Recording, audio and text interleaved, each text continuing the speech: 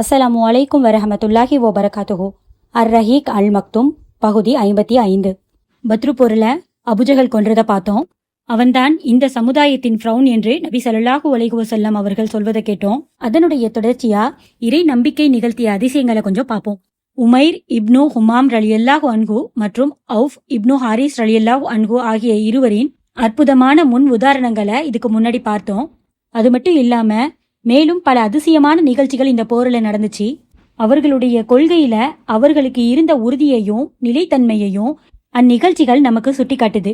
இந்த போர்ல தந்தை பிள்ளைக்கு எதிராகவும் பிள்ளை தந்தைக்கு எதிராகவும் சகோதரர்கள் சகோதரர்களுக்கு எதிராகவும் போரிட்டாங்க. இவர்களுக்கு மத்தியில கொள்கையில் ஏற்பட்ட மாற்றங்களுக்கு வாள்கள் தான் தீர்ப்பளிச்சிச்சு.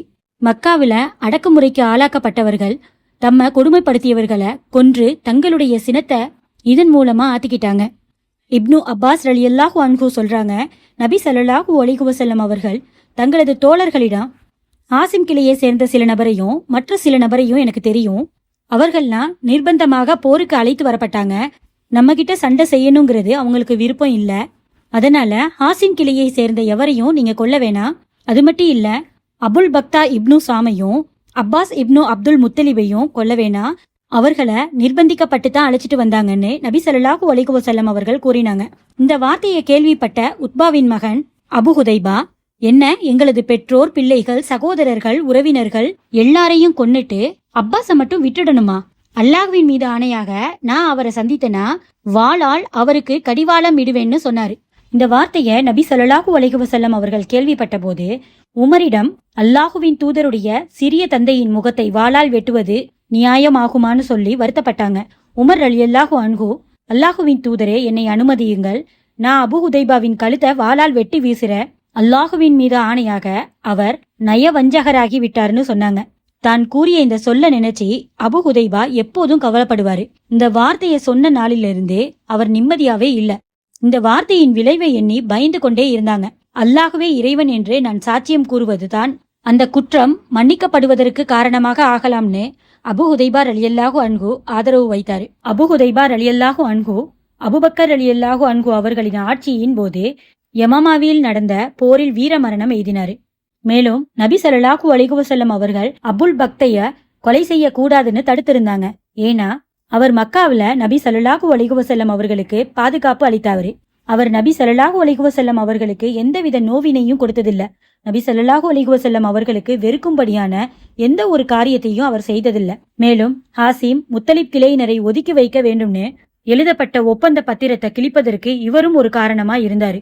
இவ்வாறு இருந்தும் அபுல் பக்தா போரில் கொல்லப்பட்டாரு. அதற்கு காரணம் முசத்தர் இப்னு ஜியாத் ரலியல்லாஹு அன்ஹு என்ற நபித்தோழர் அபுல் பக்தையையும் அவன் நண்பரையும் போரில் சந்தித்தாரு. அவ்விருவரும் ஒன்றாக சேர்ந்து முஸ்லிம்களுடன் போர் செய்து கொண்டிருந்தாங்க. அப்போது முசத்தர் அபுல் பக்தைய, உன்னை கொல்லக்கூடாதுன்னு அல்லாஹுவின் தூதர் தடுத்திருக்காங்க, அதனால நீங்க விலகிடுங்கன்னு சொன்னாரு. அதற்கு அபுல் பக்தர், எனது தோழரையும் கொல்லக்கூடாதுன்னு அவர் கூறியிருக்கிறாரான்னு கேட்டாரு. அதற்கு முசத்தர், இல்லை, உன் நண்பரை கொல்லாம நாங்க இருக்க மாட்டோம்னு சொன்னாரு. அல்லாஹுவின் மீது ஆணையாக நாங்கள் ஒன்றாகவே சாவோம் என்று அபுல் பக்தர் கூறினாரு. பின்பு முஜத்தருடன் அவர் சண்டையிடவே முசத்தர் அவரை கொல்ல வேண்டிய நிர்பந்தத்திற்கு ஆளானாரு. அப்துல் ரஹ்மான் இப்னு அவுஃப் ரலியல்லாஹு அன்ஹு கூறுகிறார்கள், நானும் உமையா இப்னு கலஃபும் மக்காவில் இஸ்லாம் வருவதற்கு முன்னாடியே நண்பர்களாக இருந்தோம். பத்ரு போர் அன்றே போரில் எனக்கு கிடைத்த கவச ஆடைகளுடன் உமையாவுக்கு அருகே சென்று கொண்டிருந்தேன். அப்போது உமையா தனது மகன் அலி இப்னு உமையாவின் கையை பிடித்தவனாக சரணடைவதற்காக நின்று கொண்டிருந்தான்.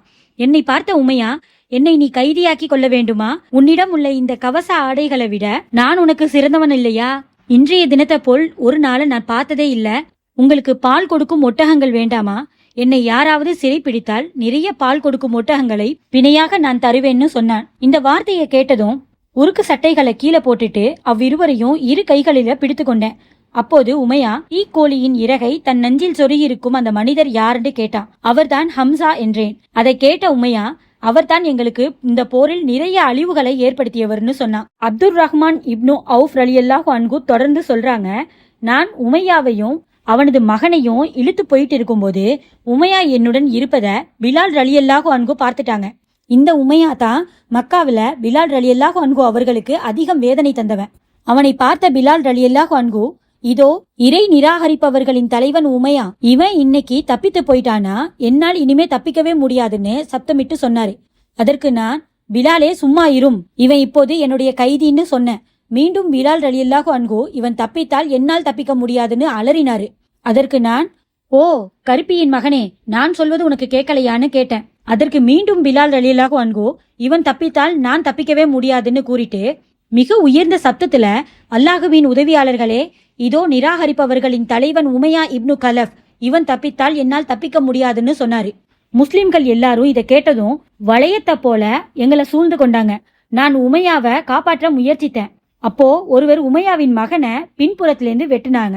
அவன் தரையில விழுந்துட்டான். அதை பார்த்த உமையா உரத்த குரலில் கத்துனான். அது போல சப்தத்தை நான் கேட்டதே இல்ல. உடனே நான் உமையாவிடம், உன்னை நீயே காப்பாற்றிக்கொள், இன்று என்னால் உன்னை காப்பாற்ற முடியாது, உனக்கு எந்த பாதுகாப்பும் கொடுக்கவும் முடியாது, உனக்கு எந்த பலனையும் என்னால் செய்ய முடியாதுன்னு சொன்னேன். அதற்கு பிறகு முஸ்லிம்கள் அவ்விருவரையும் தங்கள் வாள்களால வெட்டி அவர்கள் கதையை முடிச்சாங்க. இதற்கு பின் அப்துர் ரஹ்மான் இப்னு அவுஃப் ரலியல்லாஹு அன்ஹு, அல்லாஹ் பிலாலின் மீது கருணை காட்டட்டும், போரில் எனக்கு கிடைத்த கவச ஆடைகளும் போயின் அவர் எனது கைதிகளையும் கொன்றார் என்று கூறுவார்கள். இந்த போர்ல உமர் இப்னு கத்தாப் ரலியல்லாஹு அன்ஹு தனது நெருங்கிய உறவினர் என்றும் பார்க்காம தனது தாய்மாமன் ஆஸ் இப்னு ஹிசாம் இப்னு முகீராவை கொன்றாங்க.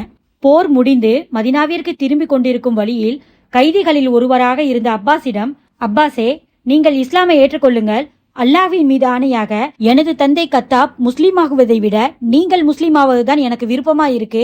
அதற்கு காரணம், நீங்கள் முஸ்லீமாவது நபி ஸல்லல்லாஹு அலைஹி வஸல்லம் அவர்களுக்கு மிக மகிழ்ச்சியான செய்தியா இருக்கும்னு சொன்னாங்க.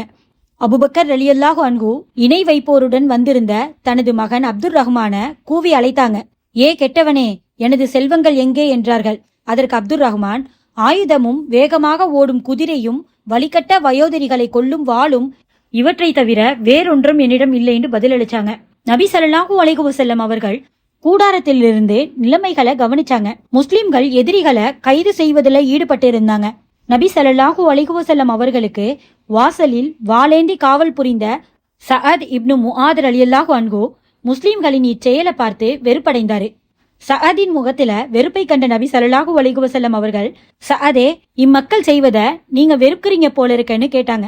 அதற்கு சஅத் ரலியல்லாஹு அன்ஹு, ஆம் அல்லாஹ்வின் தூதரே, இது அல்லாஹ் இணை வைப்பவர்களுக்கு கொடுத்த முதல் சேதமாகும். அதனால அவர்களில் உள்ள ஆண்களை உயிரோடு விட்டு விடுவதை விட அதிகமாக அவர்களை கொன்று குவிப்பதே எனக்கு விருப்பமா இருக்குன்னு சொன்னாரு.